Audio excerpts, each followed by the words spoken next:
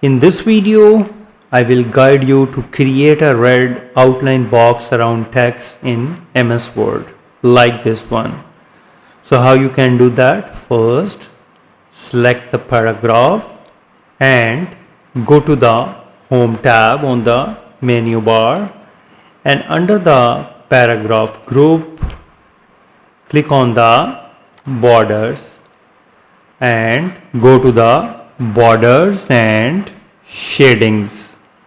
So here in the pop-up window you will see that here is the box. Select this one, and under the style option you can select any of the line. Either you can select dotted or double border and fancy border. It's up to you.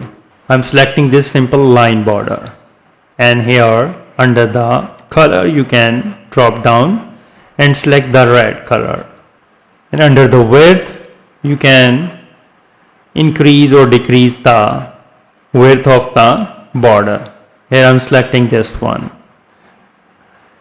and under the apply to you need to select the paragraph and click OK. And here you can create a red outline box around the text in Word. So if you think this video helped to understand for the entire process, please support my channel. Thanks for watching.